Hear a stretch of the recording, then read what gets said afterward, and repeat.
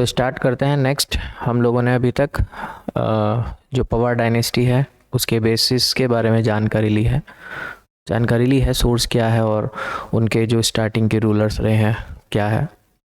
अब काफ़ी इम्पॉर्टेंट एक और रूलर है, हम थर्ड पार्ट की तरफ हम लोग मूव ऑन कर चुके हैं, जिसमें हम लोगों ने इम्पॉर्टेंट रूलर के बारे में जानकारी की बात की थी।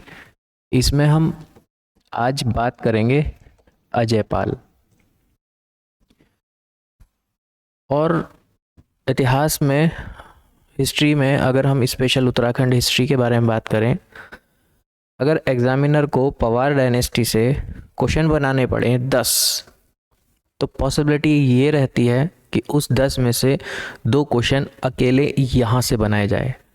काफ़ी इम्पॉर्टेंट रूलर है, आप इसका वेटेज समझ सकते हो कि आप पवार डायनेस्टी को अगर पढ़ रहे हो तो बिना अजयपाल को पढ़े आप कंप्लीट पवार डायनेस्टी को नहीं पढ़ सकते हैं। तो काफ़ी इम्पॉर्टेंट टॉपिक है, बड़ी ध्यान से आप इसको समझिएगा।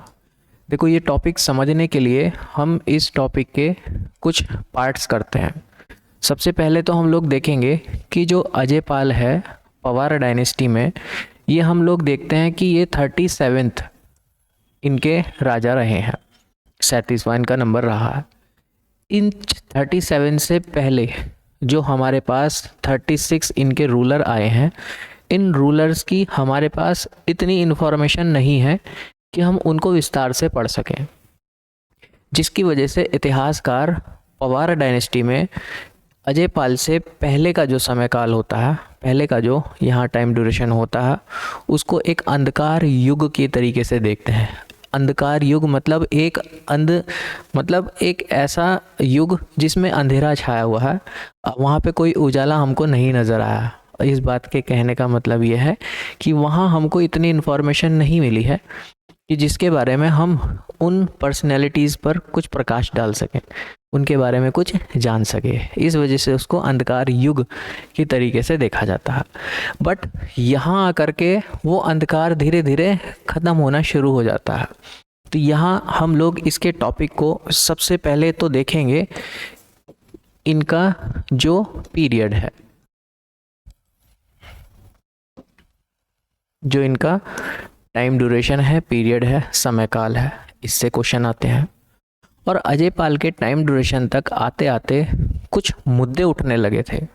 मुद्दे क्या? पहले तो हम लोग यहाँ पर देखेंगे कि ये जब आए थे तो इनको क्या क्या यहाँ पर चुनौतियाँ मिली थी, क्या क्या यहाँ पर इनको चैलेंजेस देखने को मिले थे। दूसरा, फिर जब चैलेंजेस आएंगे तो फिर इनके हम लोग देखेंगे सॉल्यूशन, या उसके क्या क्या ये समाधान करेंगे।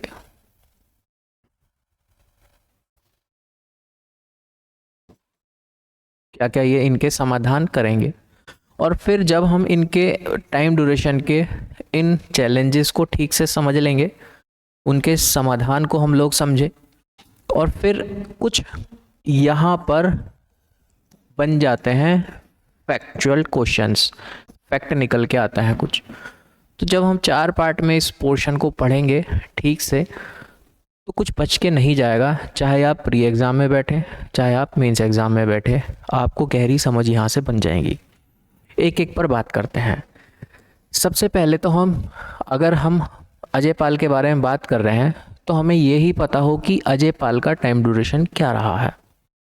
देखो, आज भी अगर हम लोग इतिहासकारों की बात करें, जो हमारे यहाँ पर हिस्टोरिकन्स हैं, इन इतिहासकारों की बात करें तो आज भी इनके टाइम ड्यूरेशन को लेकर के यहाँ पर मतभेद बने हुए हैं। डिफरेंट ओपिनियन यहाँ इनके देखने को मिलते हैं, इनके अलग अलग ओपिनियन है।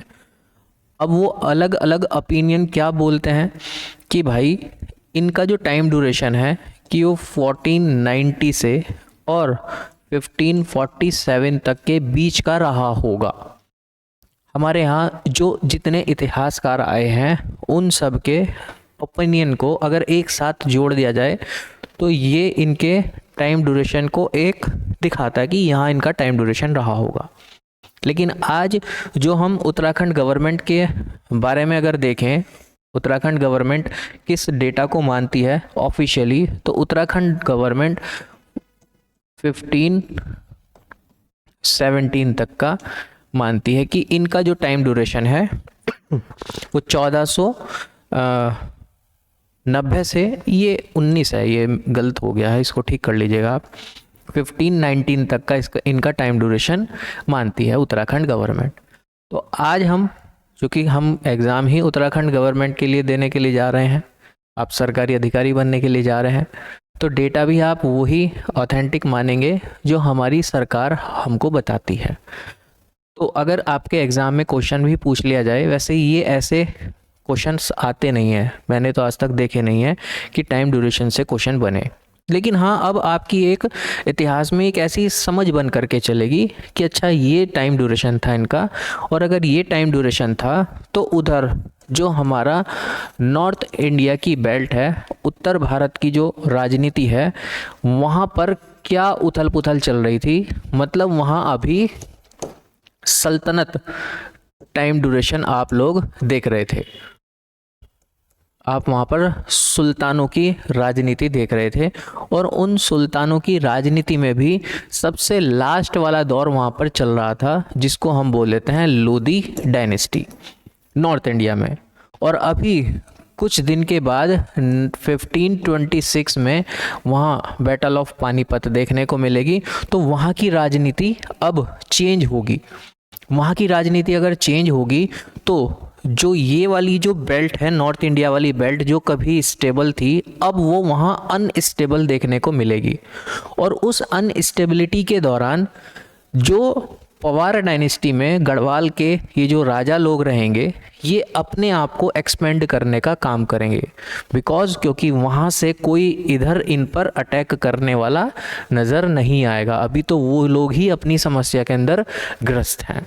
तो आप इस टाइम ड्यूरेशन से एक ये आइडिया लगा सकते हो, क्योंकि इनके भी टाइम ड्यूरेशन में बाहर से कोई ऐसे बड़े अटैक देखने को नहीं मिलेंगे। लेकिन इस टाइम ड्यूरेशन से एक बात तो सीखने को ये मिलेगी कि जो यहाँ उथल पुथल होगी नॉर्थ इंडिया में, और किसी राजा ने अपने घर परिवार के लोगों के बीच में विश्वास की कमी की वजह से उनके ही किसी परिवार के व्यक्ति पर अगर अटैक कर दिया, तो अपनी जान बचाने के लिए इन रीज़नों में भागते के आते थे, और अगर वो इन रीज़न में आकर के छुपेंगे तो दिक्कत इन राजाओं को होगी, तो उसके लिए भी ये कुछ ना कुछ तो जतन करेंगे ही। तो अब यहाँ से इनके टाइम ड्यूरेशन में कुछ जाने अनजाने में इनके सामने चैलेंजेस देखने को मिलते हैं। एक बात आपको थोड़ी सी क्लियर हुई कि अच्छा टाइम ड्यूरेशन इनका ये रहा था। अब जब हम इन चैलेंजेस को ठीक से देखते हैं तो हमें ये पता चलता है कि भाई ये चैलेंजेस बेसिकली दो टाइप के चैलेंज थे, चुनौतियां दो प्रकार की थी। एक चुनौती थी आंतरिक, इंटरनल,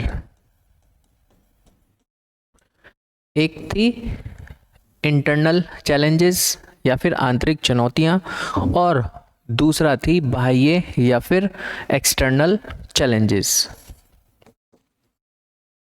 बाह्य चुनौतियां।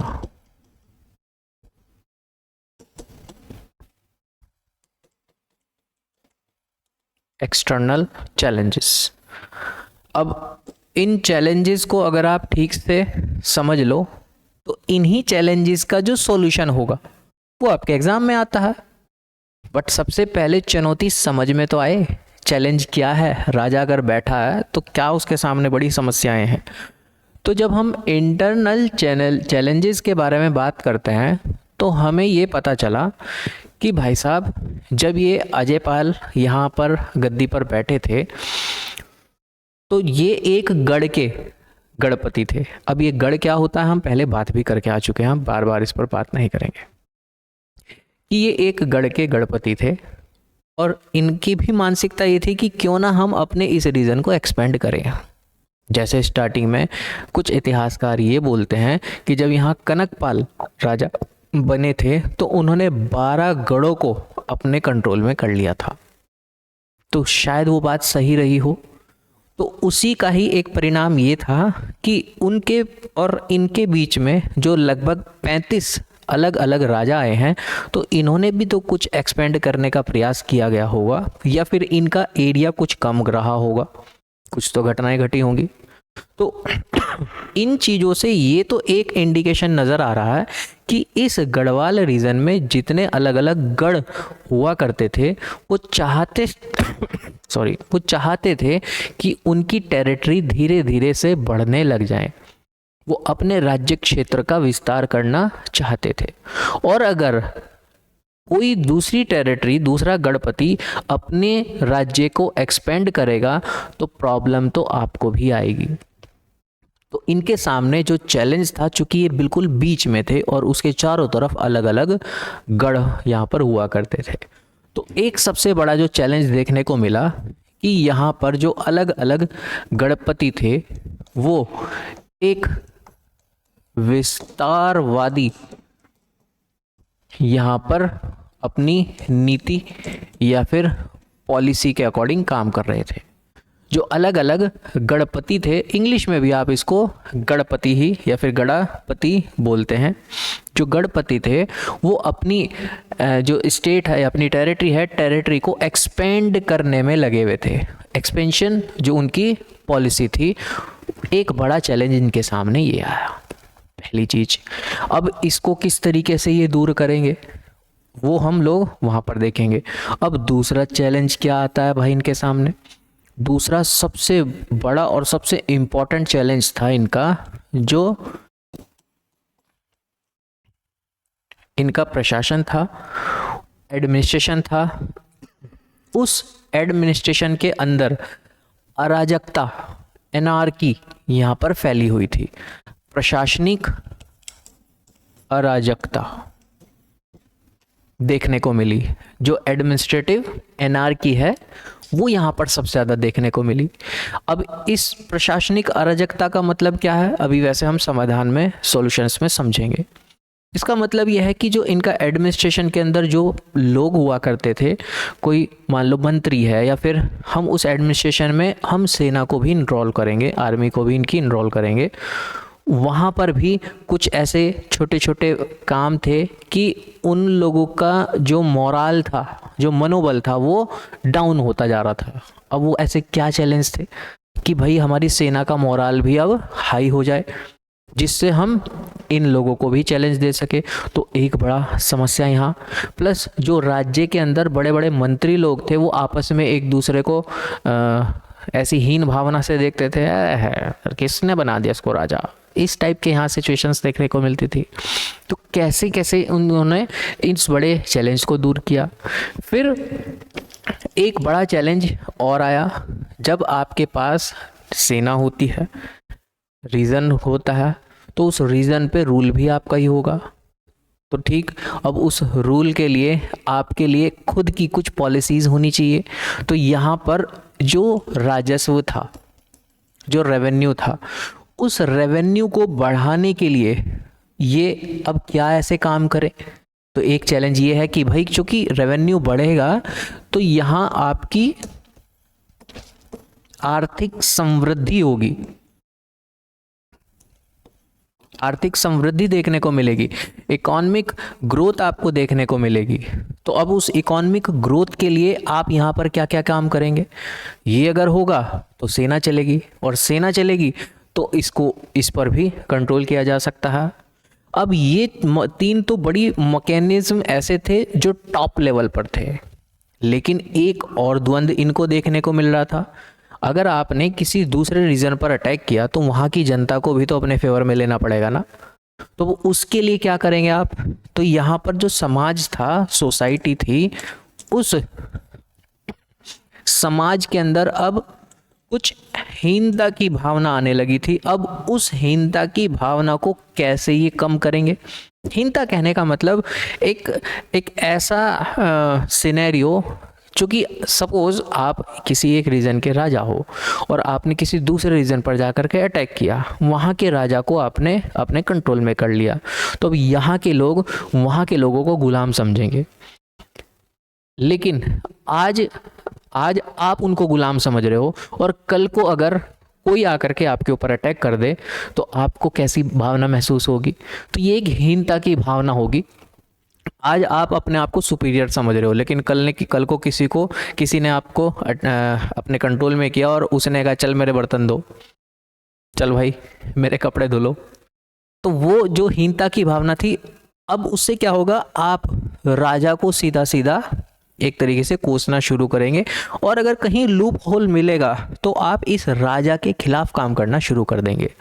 तो वो जो सोसाइटी थी, उस सोसाइटी को समाज को आप अपने फेवर में किस तरीके से करेंगे, ये काफ़ी बड़े चैलेंज थे एक अपने आप को स्टेबल करने के लिए इंटरनल। अब इसके साथ साथ कुछ और भी चैलेंज इनके सामने थे, एक्सटर्नल या फिर बाह्य चुनौतियाँ। अब इस एक्सटर्नल चैलेंज में सबसे इम्पॉर्टेंट तो था जो बार बार इनका कुमाऊं के साथ युद्ध, वॉर विद कुमाऊं, कुमाऊं के साथ युद्ध, वॉर विद कुमाऊं, कुमाऊं के साथ बार बार युद्ध। अब उस तरफ कुमाऊं के एक खतरनाक राजा बैठे हुए हैं, कीर्ति चंद बैठे हुए हैं, जिन्होंने कभी हार नहीं मानी। उन्होंने जाके नेपाल पर अटैक कर दिया जिससे लोग डरते थे, उन्होंने सोरसीर के ऊपर अटैक कर दिया, लोग डरते थे, तो वो इनको कहाँ छोड़ेंगे, बार बार अटैक होते थे। तो अब उनके साथ किस तरीके से भाई ये ठीक करेंगे अपने रिलेशंस। प्लस जो तिब्बत था, उस तिब्बत के साथ व्यापार किस तरीके से बढ़े, ट्रेडिंग किस तरीके से बढ़े, तो उसके ट्रेड के बीच में कुछ बाधाएं आ रही थी, अब उनको भी दूर करना है भाई। ट्रेड पर क्यों? क्योंकि आपको अपनी ग्रोथ करनी है, और ग्रोथ सिर्फ इंटरनल से नहीं हो सकती है, आप बाहर भी कुछ एक्सपोर्ट करेंगे तो आपकी ग्रोथ होगी। और अब एक्सपोर्ट क्या करेंगे भाई, यहाँ से आप शहद को भी बेचेंगे, आप यहाँ से औषधियाँ भी बेचेंगे, आप वहाँ से रेशम भी लेकर के आएंगे, क्योंकि उस तरफ भी रेशम का काम ठीक ठाक से देखने को मिलने लगा था। आगे कपड़े लेकर के आएंगे रेशमी उधर से। तो ये व्यापार के कुछ वजह। प्लस सबसे इम्पॉर्टेंट था जो नॉर्थ इंडिया था, जो उत्तर भारत था, उस उत्तर भारत में जो वहाँ पर राजा रजवाड़े हुआ करते थे, सुल्तान वगैरह हुआ करते थे, उनके शाही परिवार से लोग विद्रोह कर देते थे, रिवेलियन बन जाया करते थे, और विद्रोह करके फिर वो भाग करके आते थे इन रीजन में। और अगर इन रीजन में कोई आएगा तो प्रॉब्लम इन लोगों को होगी। तो यहाँ नॉर्थ इंडिया के जो शाही विद्रोही थे, जो रॉयल रिबेल्स थे, उनको किस तरीके से यहाँ से दूर रखा जाए, ये एक बड़ा चैलेंज था कि भाई आपने अपना इंटरनल मैकेनिज्म बहुत अच्छे से बना लिया, और किसी कारण से कोई बाहर से आ गया और उसकी वजह से आपके राज्य पर अटैक होने लग जाएगा, तो सारा जो है सिस्टम आपका रखा रह जाएगा, गड़बड़ हो जाएगी। तो इस चैलेंज को किस तरीके से आप दूर करेंगे, ठीक है। तो आउटर में ये 3 बड़े चैलेंज आपको यहाँ पर देखने को मिलेंगे। प्लस एक चैलेंज कह सकते हैं आप सिरमौर का, हिमाचल प्रदेश का, लेकिन उस सिरमौर में इतनी उथल पथल यहाँ इनके टाइम ड्यूरेशन में नहीं देखने को मिली, क्योंकि उधर वो भी अपने आप को स्टेबल करने में लगे हुए हैं, जिसकी वजह से वो दूसरे रीजन पर अटैक नहीं करेंगे। लेकिन बाउंड्री से रिलेटेड कुछ छुटपुट घटनाएं होती थी, जिसको इतिहास में इतना ज़्यादा रोल नहीं दिया गया है। पर तो फिर वहाँ से उनकी बाउंड्री वही हमारी जो यमुना नदी है, उस यमुना नदी को ही वहाँ की बाउंड्री एक प्राकृतिक जो बाउंड्री थी वो माना गया था। तो वहाँ से इतने ज़्यादा समस्याएं देखने को नहीं मिली थी। तो आपको अब एक सिनेरियो समझ में आया, राजा अजयपाल जब गद्दी पर बैठे थे तो उनके सामने कितने अलग अलग चैलेंजेस देखने को मिले। अब इन चैलेंजेस को ये शॉर्ट आउट भी करेंगे, इनका समाधान भी होगा। तो अब मेन जो टॉपिक है, मेन टॉपिक हम लोग का अब शुरू होता है यहाँ से। अभी तक तो सिर्फ टाइम पास कर रहे थे, है ना, बट इस टाइम पास में भी एक समझ मिली होगी। क्वेश्चन अब यहाँ से आपके सामने आने स्टार्ट होते हैं। हेडिंग डाल लीजिए आप इसकी, जो समाधान या फिर सॉल्यूशन है।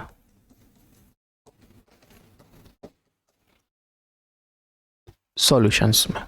अब इसमें सॉल्यूशंस में हम बात सबसे पहले करते हैं आंतरिक, जो इंटरनल थे।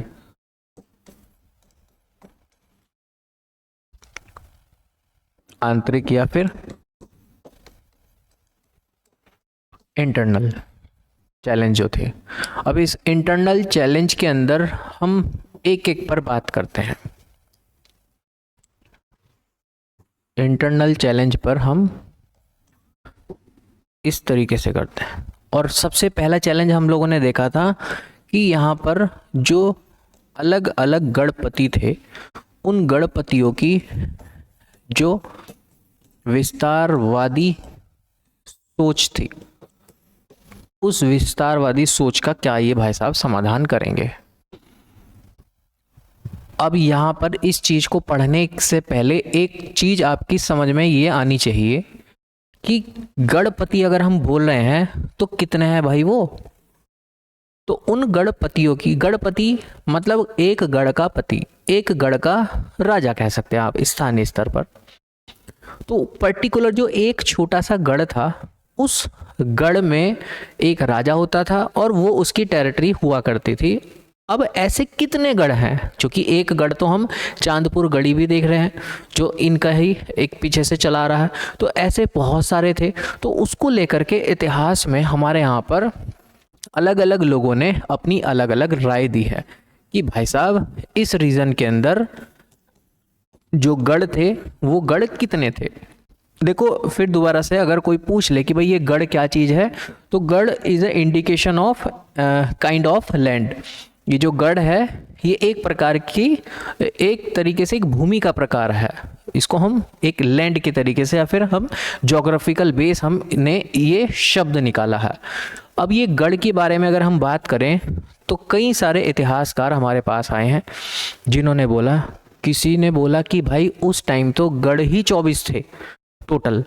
कोई बोलता है नहीं भाई गढ़ 24 नहीं थे, गढ़ तो वहां पर 64 थे। अब ये कौन कौन बोलता है भाई। जब हम यशवंत सिंह कठौत साहब के बारे में बात करते हैं, यशवंत सिंह कठौत के बारे में बात करते हैं तो बोलते हैं कि भाई उस टाइम 24 गढ़ थे। लेकिन जब हम लोग हरि कृष्ण रतुड़ी जी के बारे में बात करते हैं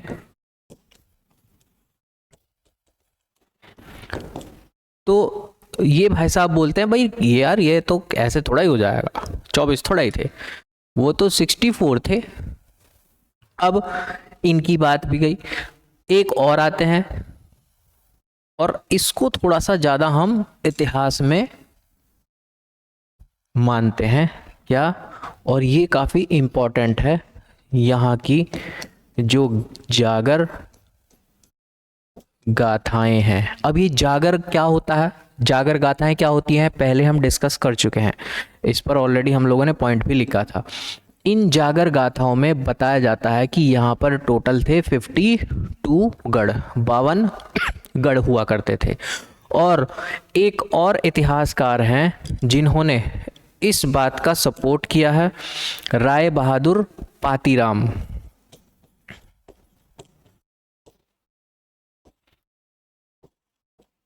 पातीराम ये भी बोलते हैं कि भाई साहब यहाँ 52 गढ़ ही हुआ करते थे। तो आज भी अगर हम लोग अपनी गवर्नमेंट के डेटा के अकॉर्डिंग बात करें तो हमारी गवर्नमेंट भी बोलती है कि भाई यहाँ 52 ही गढ़ हुआ करते थे।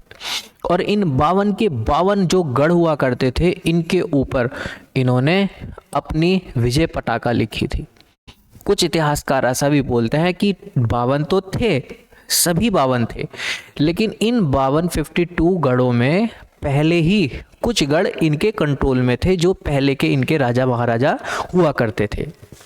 लेकिन अब वो कितने हुआ करते थे उसकी जानकारी हमारे पास इतनी नहीं है। अच्छा एक छोटी सी बात और अगर हम लोग यहाँ पर लिखना चाहें, कई बारी पी में पूछ लिया जाता है देखो कोई भी एक पर्टिकुलर रीज़न है, जैसे हम पहले चंद्र डायनेस्टी को पढ़ के आ चुके हैं और उसमें हम लोगों ने एक हायरार्की के बारे में बात की थी कि सबसे टॉप पर हम राज्य को बोल देते हैं, फिर राज्य डिवाइड होता है मंडल के अंदर, और फिर हम लोगों ने परगना खरगे वगैरह सब कुछ देखा था उसके अंदर। तो ऐसे ही अगर हम गढ़ के बारे में बात करें तो गढ़ यूनिट जो होती थी, इस गढ़ यूनिट को इन्होंने 2 पार्ट के अंदर डिवाइड किया हुआ था। जो गढ़ था, गढ़ थी एक बड़ी यूनिट, एक बड़ा रीजन, जिसको हमने बोल दिया कि ये एक गढ़ है। अब इस गढ़ के अंदर इस तरीके से इस गढ़ को अलग अलग पार्ट में डिवाइड किया जाता था। अब ये जो अलग अलग पार्ट थे, इनको अलग अलग जगह पर अलग अलग नाम से जाना जाता था। जैसे मोस्टली जो सबसे ज़्यादा कॉमन नेम था वो था कोट। गढ़ जो थे वो गढ़ कोट के अंदर डिवाइड होते थे, और फिर इसको कहीं कहीं कोट, बुंगा, कोट भी कहा जाता था, अलग अलग जगह पर बुंगा भी कहा जाता था, प्लस थुम्बा भी इसको कहा जाता था। तो ये गढ़ एक है बड़ी यूनिट। उस बड़ी यूनिट के अंदर फिर ये आती हैं छोटी यूनिट या फिर छोटी इकाइयाँ, कोट, बुंगा या फिर थुम्बा। ठीक है, चलो अब हम समझते हैं। अब ये इतने सारे जो गढ़ थे, इन सब के अंदर क्या है, एक विस्तारवादी सोच बनी हुई है। अब इसको कैसे टैकल करेंगे, तो इसको टैकल करने के लिए ये जो अजय पाल थे, अजय पाल ने अपनी पॉलिसी लॉन्च की। अजय पाल की जो नीति थी, पॉलिसी थी, वो लॉन्च की, और इस पॉलिसी के अकॉर्डिंग 2 टाइप के इन्होंने सिनेरियो पर काम करना शुरू किया। 2 टाइप के सिनेरियो क्या, जिसको हम आगे जाकर के देखते हैं कि जो अकबर था कि जो अकबर थे, अकबर ने भी पॉलिसी चलाई थी राजपूतों के खिलाफ कि भाई या तो समझौता कर लो या फिर हमारी शक्ति को देखो आप। वहाँ पर भी शक्ति और समझौते के आधार पर पॉलिसी चली थी।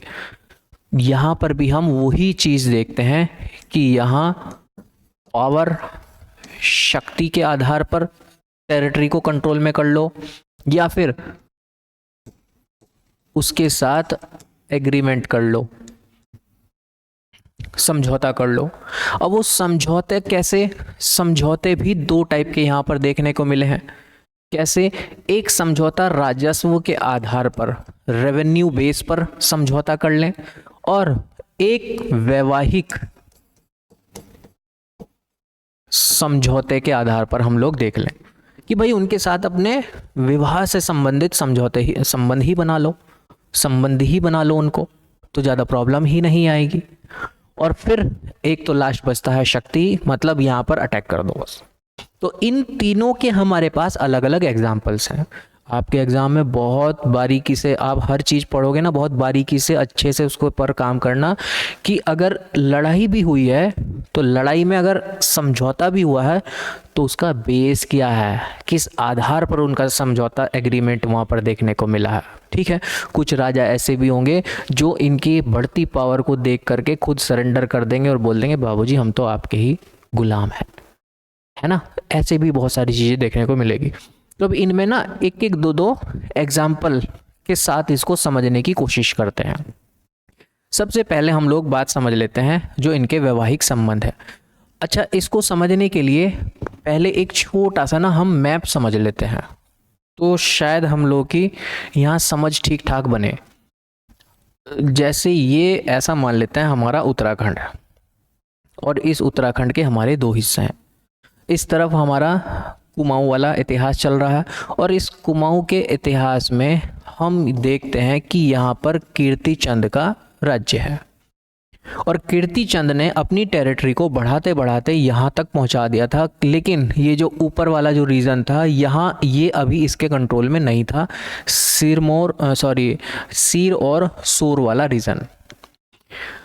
इधर नेपाल के साथ अटैक किया इसने, लेकिन हार गया। लेकिन ये फिर अब इस तरफ अटैक करने लगा था, और इस तरफ अगर अटैक करेगा तो सबसे नियरेस्ट प्लेस पे ही करेगा भाई, सबसे जो इसके नज़दीक होगी, और नज़दीक थी सबसे चांदपुर, चांदपुर गढ़ी ये सबसे नियरेस्ट थी। और अगर सबसे नियरेस्ट थी चांदपुर गढ़ी तो यहाँ पर इनके कॉन्फ्लिक्ट ऑफ इंटरेस्ट धीरे धीरे बढ़ेंगे भी, और वो हम लोग आउटर चैलेंज के अंदर देखेंगे। इसी के ही जस्ट पास में एक बहुत इम्पोर्टेंट यहाँ पर गढ़ हुआ करता था जो तिब्बत के साथ अपनी सीमा साझा करेगा, और अगर आपको तिब्बत के साथ व्यापार करना है तो इसको अपने कंट्रोल में लेना पड़ेगा।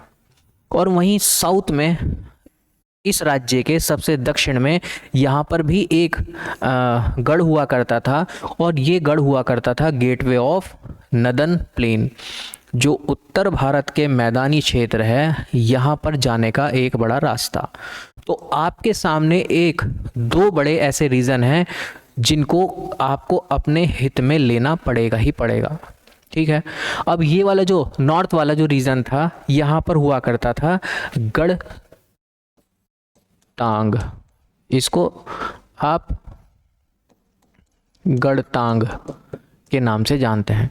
और ये वाला जो रीजन था, यहाँ एक जाति रहा करती थी असवाल जाति, तो यहाँ असवाल गढ़ के नाम से भी आप इसको जान लेते हैं।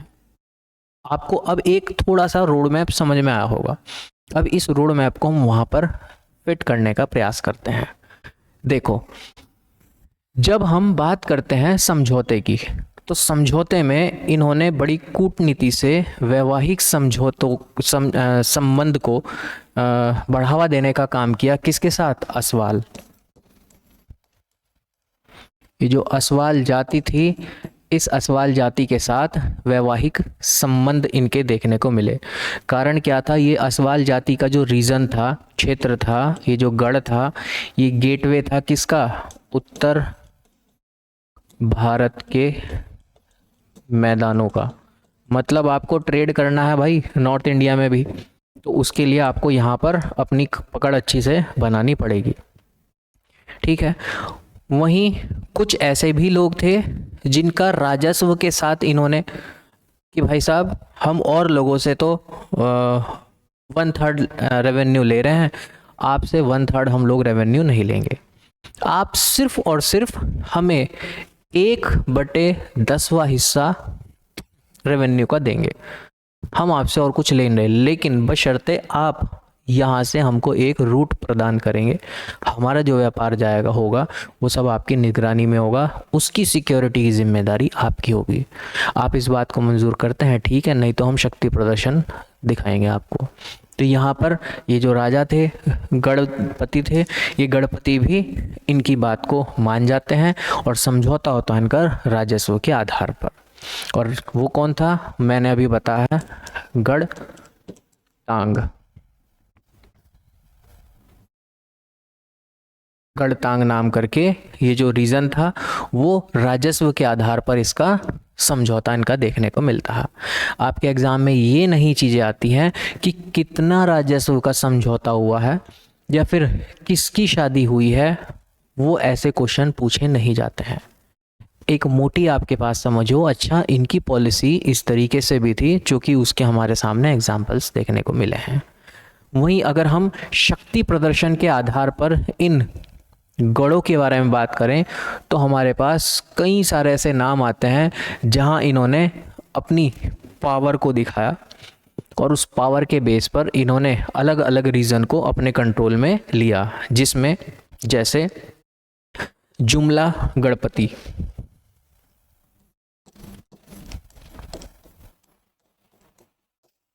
जुमला गढ़पति, एक और है सलाण गढ़पति।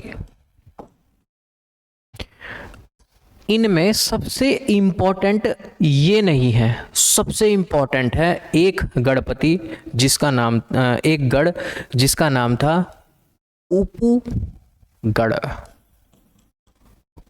उपूगढ़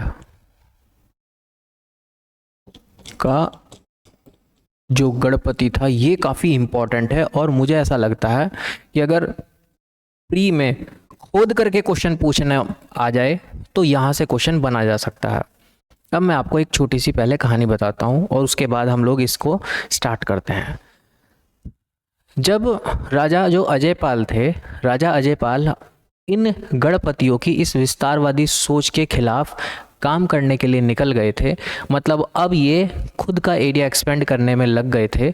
तो उस दौरान इन्होंने मोस्टली जो गढ़ थे उन गढ़ों को अपने कंट्रोल में कर लिया था, और कुछ ऐसे बाहर के भी सरकमस्टेंसेस क्रिएट हुए बने जिसकी वजह से इनको अपनी कैपिटल चेंज करनी पड़ी, और कैपिटल इनकी अब श्रीनगर पहुंच गई थी। वैसे पहले देवलगढ़ थी कुछ, अभी हम आगे जा कर के उस पर चर्चा भी करेंगे। श्रीनगर पहुंच गई थी और उस श्रीनगर में इन्होंने एक अपना राजसूय यज्ञ करवाया। और ये राजसूय यज्ञ क्या होता है इस पर भी हम पहले बात कर चुके हैं। एक ऐसा यज्ञ इन्होंने करवाया कि भाई अब दूर दूर तक मुझे कोई चैलेंज देने वाला नहीं है, इस पूरे रीजन का एक छत्रपति राजा मैं ही हूँ।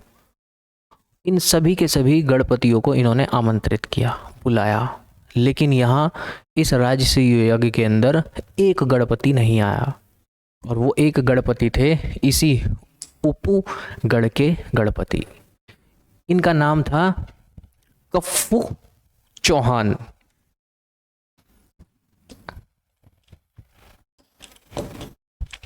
कफ्फू चौहान इनका नाम था।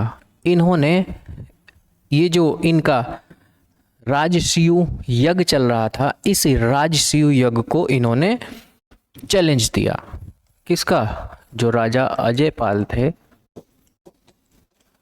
अजयपाल ने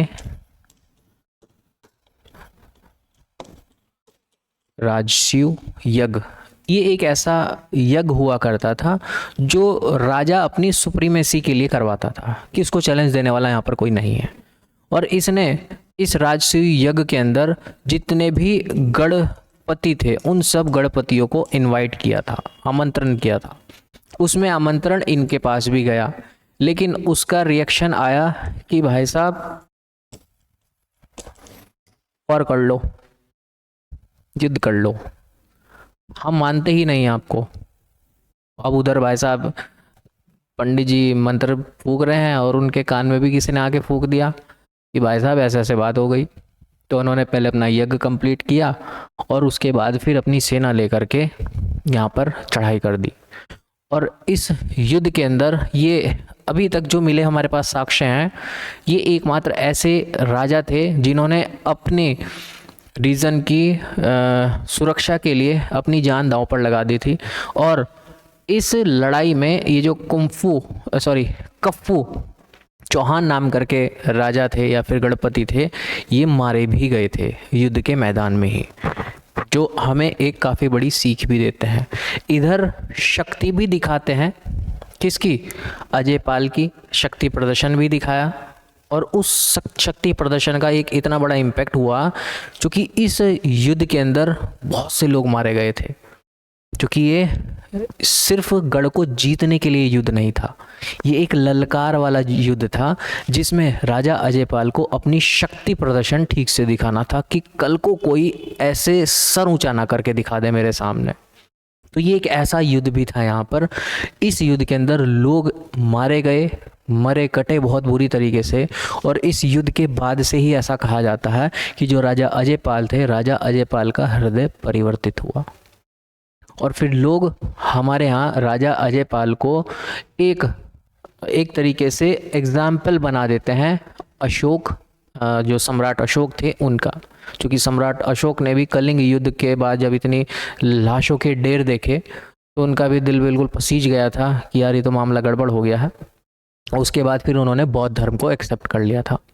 तो ऐसे ही यहाँ जो राजा जयपाल थे, इस युद्ध के बाद इनका दिल भी परिवर्तित हो गया था और युद्ध के फिर हमारे पास कोई इनके रिलेटेड साक्ष्य नहीं मिलते हैं। और फिर यहाँ इन्होंने, वहाँ तो उन्होंने बौद्ध धर्म को एक्सेप्ट किया था, यहाँ गोरखनाथ पंथ को ये एक्सेप्ट करते हैं। तो इतिहासकार इनको हमारे यहाँ गढ़वाल का अशोक बोल देते हैं इस वजह से। बात समझ में आई?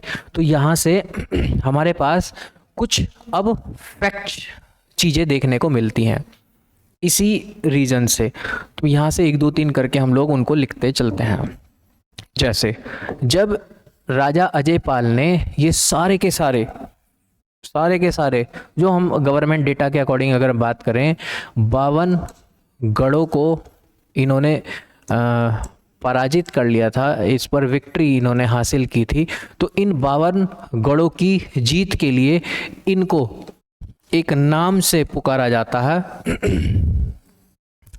गढ़वाला।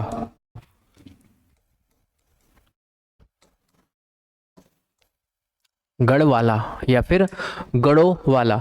ये जो गढ़वाला वर्ड है, ये गढ़वाला वर्ड डायरेक्ट नहीं आया है, डायरेक्ट नहीं आया, तो इससे पहले कुछ ना कुछ तो वर्ड आया होगा। इससे पहले एक वर्ड आया था गढ़पाल, गढ़पाल, गढ़पाल। और इसी गढ़पाल वर्ड को, गढ़पाल वर्ड का ट्रांसलेशन होता चला गया तो वो बना गढ़वाला, और गढ़वाला वर्ड से वर्ड निकल के आया गढ़वाल, जिसको आज हम लोग सुनते आ रहे हैं। अब ये जो गढ़पाल जो वर्ड है, ये सबसे पहली बार गढ़पाल वर्ड किसने दिया? तो सबसे पहली बार ये जो वर्ड था, ये राय बहादुर पातीराम जी ने ये वर्ड हमको सबसे पहली बार दिया कि ये गढ़पाल थे। गढ़पाल का ही अपभ्रंश होता होता गढ़वाला बना, और गढ़वाला से गढ़वाल बना। ठीक है, चलो अब यहाँ से एक बात तो हमको समझ में आई कि अच्छा, इतने सारे गढ़ों को भाई साहब ने जीत लिया। अब इस विक्ट्री के बेस पर भी इनको कुछ इनके उपनाम दे दिए जाते हैं, इनके सब नेम बन जाते हैं। सब नेम कैसे हैं भाई? अब देखो, इन्होंने इतने सारे 52 के 52 गढ़ों को जो जीता है, जिसकी वजह से इनको इतिहास में गढ़वाल का नेपोलियन बोल दिया जाता है। गढ़वाल का नेपोलियन बोल दिया जाता है। इन 52 गढ़ों को इन्होंने जीता इस बेस पर, और प्लस जीता ही नहीं, इन 52 के 52 गढ़ों को इन्होंने यूनाइट भी कर दिया था, इसका एकीकरण भी कर दिया था। अब वो यूनाइट करने का मतलब हम क्या समझ रहे हैं? तो उसका मतलब जब हम लोग उसके सेकंड पार्ट पर जाएंगे, जो इसका प्रशासनिक अराजकता जो फैली हुई थी, एडमिनिस्ट्रेटिव एनार्की जो थी, उसको ठीक करने का जो सॉल्यूशन होगा वो इसका एकीकरण पर जाएगा।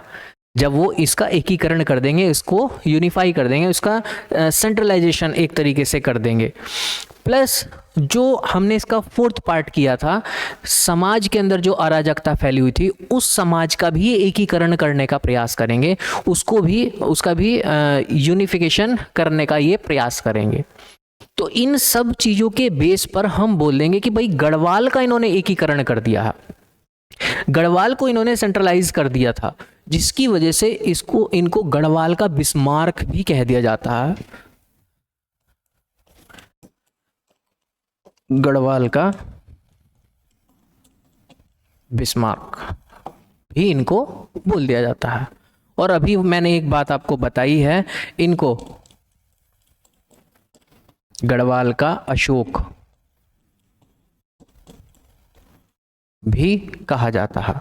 गढ़वाल का अशोक क्यों कहा जाएगा, उसका कारण भी हम लोग बात कर चुके हैं। ये इनसे रिलेटेड कई अलग अलग जगह पर आपको फैक्ट देखने को मिलते हैं। वहीं एक और राइटर हैं मेघाकर शर्मा जी, उनकी जो बुक है रामायण प्रदीप, उसमें राजा अजय पाल को गढ़वाल का दुर्योधन भी कहा गया है। एक पॉइंट वो भी लिख लीजिए आप, गढ़वाल का। ये ना फैक्चुअल डेटा कई बारी प्री एग्जाम में पूछ ले जाता है।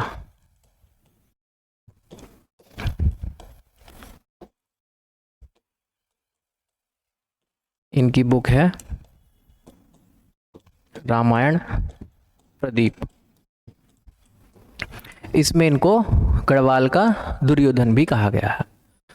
चलो अब ये बात हमको थोड़ी थोड़ी सी समझ में आने लगी। अच्छा, इन 52 गढ़ों को जब इन्होंने जीता तो हमारे सामने ये अलग अलग चीज़ें तथ्य निकल कर के आए। अच्छा, इसमें एक चीज़ और है, जैसे मैंने आपको बताया था कि इस 37वें ये राजा के रूप में हम लोगों ने देखे, लेकिन इनसे पहले जो राजा यहाँ पर रहे हैं, लगभग 36 जो इनके राजा रहे हैं, वहाँ पे हमको इन्फॉर्मेशन बहुत कम है, जानकारी हमारे पास कम है। जानकारी के अभाव में हम उसको अंधकार युग बोल देते हैं पवारों का। बट यहाँ पर जानकारी हमारे पास ठीक ठाक मिलनी शुरू हुई और इन्होंने ही इतने बड़े रीजन को यूनाइट करने का काम किया। 52 के 52 गढ़ों पर इन्होंने अपना एक छत्र अधिकार जमाया। तो उसकी वजह से मैंने आपको पिछली क्लास में, शायद लास्ट क्लास थी या उससे पहले वाली क्लास थी, मैंने राहुल संस्कृतियान जी के बारे में बताया था और डबराल जी के बारे में बताया था कि उन्होंने इनको बोला था कि भाई गढ़वाल के रियल फाउंडर यही हैं, या फिर सॉरी गढ़वाल में बोल गया, पवार डायनेस्टी के रियल फाउंडर यही है। तो हमने वो पॉइंट पहले भी पढ़े थे, तो शायद वो इस चीज के बेस पर कह रहे हों। क्लियर है? क्योंकि इससे पहले ऐसा कोई यूनाइट करने वाला यहाँ राजा देखने को नहीं मिला। तो इस वजह से आप अपने एग्जाम में अगर स्पेशली लिखा जाए कि according to Rahul Sankrityayan who is the real founder of Garhwal, Rahul Sankrityayan के अकॉर्डिंग के अनुसार गढ़वाल का वास्तविक संस्थापक कौन, तो वो राजा अजयपाल के बारे में कहा जाता है। ऐसे ही जो प्रोफेसर डबराल जी हैं उनके बारे में भी वो बात हम पहले भी कर चुके हैं। तो आपको मैंने अभी तक सिर्फ एक ही बात बताई है। अभी हमारे पास अगला मुद्दा और है, हम लोग उसको नेक्स्ट क्लास में कर लेते हैं। ठीक है, नेक्स्ट क्लास में मिलते हैं आपसे। Thank you.